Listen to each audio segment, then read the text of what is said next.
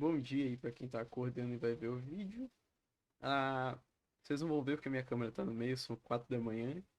E bora lá. Eu quero reforçar os conteúdos que a gente teve durante a aula, repassando por eles rapidão. Então o objetivo do vídeo é que ele tem tipo 5 minutos e a gente repasse por todos os exercícios que a gente fez. Fechou? Primeira coisa, pessoal. Eu expliquei pra vocês o que são variáveis e que elas têm tipos, certo? Todos os tipos de variáveis estão nesse código. A gente tem o tipo inteiro, aqui, inteiro. Aqui embaixo a gente tem o tipo float. Aqui embaixo a gente tem o booleano. E aqui embaixo a gente tem o tipo lista, tá bom? Tipo lista a gente vai estudar um pouco mais pra frente. O booleano vai ser feito na aula de hoje, da quinta-feira. E o float e o inteiro são utilizados para fazer operações matemáticas, tá bom? O inteiro é literalmente os números inteiros na matemática. E o float seria os números reais, tá bom? Ele pode ser o pi, ele pode ser 0,5, qualquer coisa que tenha ponto e vários números depois é com o float que a gente está conversando. Beleza? O segundo conteúdo que foi passado foi as operações matemáticas em Python e elas são resolvidas da esquerda para a direita. Mesma coisa da álgebra, pessoal. A única coisa que vai mudar é as simbologias. A gente não vai usar o x para multiplicação. A multiplicação é feita com potenciação, ou desculpa, com o símbolo de asterisco. Potenciação, a gente utiliza duas vezes o asterisco. Multiplicação, mais, normal. Multiplicação comum, só uma vez o asterisco. Multiplicação normal, adição normal. E divisão a gente utiliza uma barra. Porém, aqui a gente pode também ter alguns tipos específicos que aparecem só na programação, certo? Primeira é barra barra, que significa que a gente está fazendo uma divisão exata. Então, mesmo que tenha resto, mesmo que tenha o que for, ele vai te dar o resultado da divisão, tá bom? A gente pode fazer um teste com isso aqui, utilizando os seguintes valores, tá bom? Eu vou colocar aqui x, eu vou colocar aqui barra barra y, e eu vou utilizar o exemplo que a gente teve em sala de aula, ok? Ah, vamos abrir aqui o nosso compilador do Python Online e vamos rodar esse código. Vou digitar o valor 6 para x e 2, não, perdão, e 4 para y. Putz, eu esqueci de fazer o print. Acontece, exemplo, algébrico. Pronto, agora vai dar tudo certo. 6, 4. Retornou 1. Por quê? Por conta da divisão exata. O módulo dessa divisão, o que vai restar, é 2. Mas as vezes que a gente precisou repetir o 4 foi uma vez. Portanto, se eu não me engano, é o dividendo, né? É retornado para a gente em tela. E a operação contrária disso é o módulo. A gente vai colocar porcentagem, tá bom? O que isso vai fazer? Ele vai me retornar o resto dessa divisão. Então, 6 e 4. Resto 2. Suave? Tranquilinho. Essas são todas as operações matemáticas que a gente faz em Python. Lembrando, são líderes da esquerda para a direita, respeitando parênteses. Mesma coisa que você aprendeu em matemática. Fechou? Vamos pro 3. 3.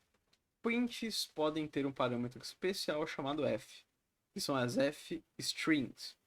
Por que isso existe? Se a gente quer passar mensagens para o nosso usuário, isso tem que ser feito da melhor forma possível. Tem que ser feito de uma forma bonita e o programador ele tem essa responsabilidade consigo. Por que eu digo isso, pessoal? Porque a gente que tem que fazer a concatenação ou adicionar as variáveis no nosso código. E a forma de fazer isso é com as f-strings. Como é que a gente vai fazer isso? A gente vai captar o nome da pessoa por aqui, certo? Um input normal. Ela vai digitar o nome dela e a gente vai imprimir esse nome. Porém, a gente passa esse parâmetro especial que é o f. Quando a gente coloca o f e toda uma string aqui dentro, a gente está autorizado a utilizar isso aqui, ó, que é abrir chaves, fechar chaves e colocar uma variável aqui dentro. Posso colocar infinitas variáveis, esse código vai dar certo, tá bom? Atentem-se ao seguinte detalhe. Se eu apertar espaço aqui, ó, vai acusar erro. Por quê? Tem que ser junto. Simples assim. É definido pela PEP dessa forma, vamos seguir dessa forma. Resumo número 3. Para utilizar os dados do usuário via input, a gente tem que tratar esses dados dependendo da ocasião. Vamos lá.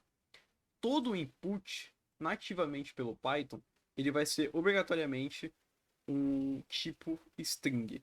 Ele sempre vai ser string, certo? Então a gente tem que alterar o tipo dele utilizando uma função. Funções, pessoal, é muito parecido com as funções matemáticas, né?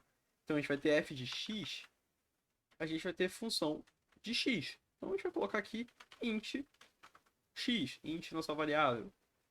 Float, mesma coisa, float nossa variável. Se você quiser, dá até para trocar para string. Se você quiser denotar o tipo que está retornando ali, só para ficar um pouquinho mais claro o seu código, tá bom? E com isso, a gente pode ir para as nossas resoluções de exercício, tá? O primeiro exercício era para você exercitar a sua manipulação algébrica e existia duas formas de você resolvê-lo.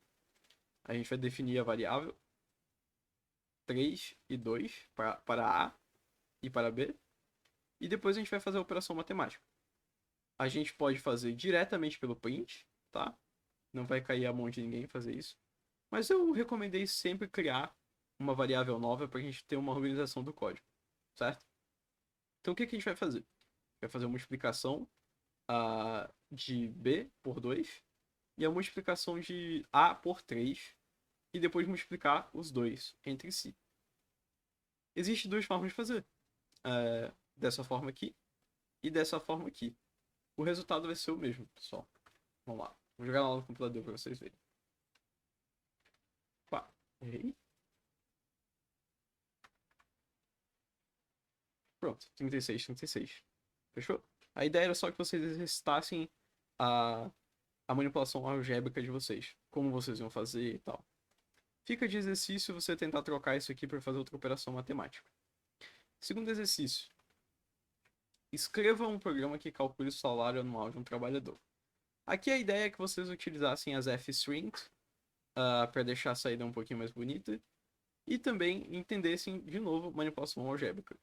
Vocês vão definir que o salário é 1.300 e depois o salário anual, vocês vão atribuir uma nova variável, salário anual, vai colocar salário vezes 12 e vai fazer o print desse resultado. Tranquilinho. Nem vou rodar lá. Resolução do exercício 3. Escreva um programa que chegue ao resultado 10 para cada uma das seguintes operações: soma, subtração, adição e divisão.